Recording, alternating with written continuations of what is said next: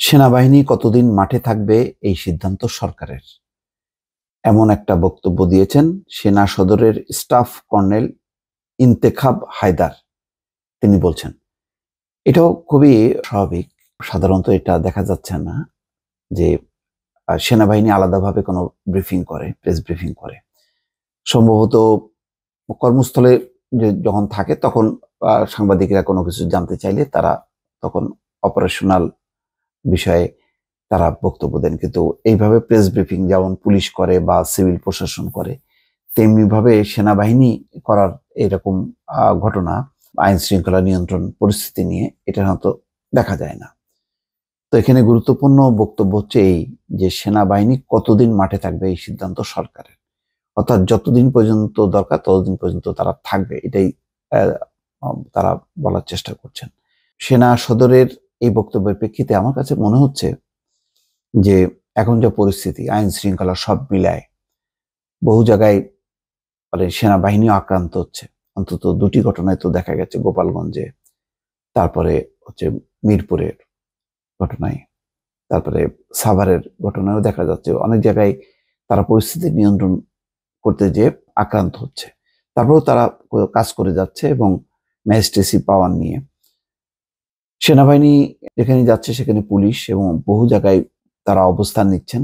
তারপরেও পরিস্থিতি খুব একটা উন্নত হয়েছে বা ভালো হয়েছে সেটা বলা যাবে না, মোটামুটি বলা যায় যে চলছে। কিন্তু এখানে সম্ভবত সেনাবাহিনী পুলিশকে সামনে রেখেই কাজগুলো করতে চাচ্ছে এবং এটা করাটাই স্বাভাবিক।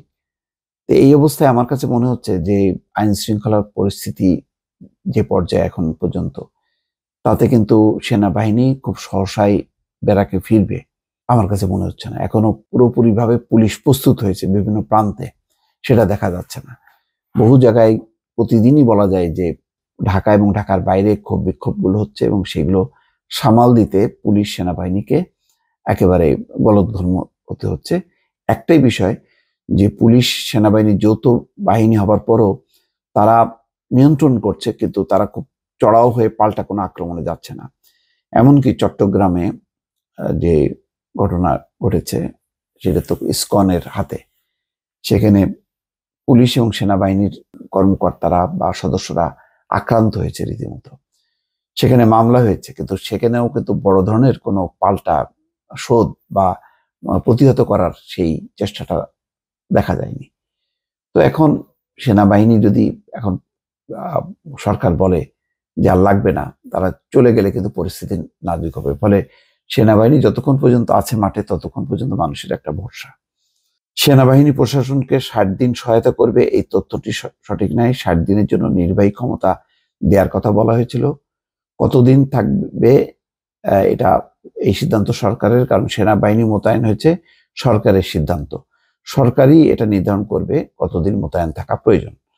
গতকাল সকালে ঢাকা সেনানিবাসে ইন এইড টু সিভিল পাওয়ারের আওতায় মোতায়েন করা সেনাবাহিনীর কার্যক্রম সম্পর্কিত সংবাদ সম্মেলনে তিনি এসব কথা বলেন।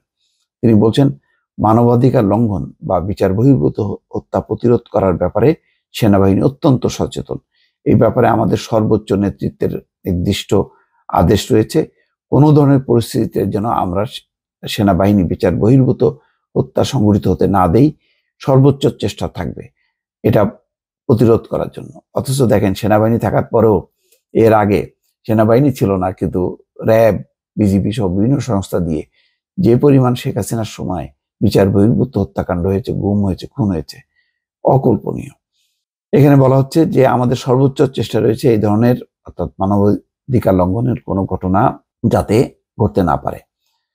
যে ঘটনাগুলো ঘটেছে আপনারা সেগুলো জানতে পেরেছেন। এর বাইরে আমাদের কার্যক্রমের কারণে কতগুলো পরিস্থিতিতে এই ধরনের কোনো কিছু প্রতিরোধ করা সম্ভব হয়েছে সেটা হয়তো অনেক সময় জনসম্মুখে আসে না।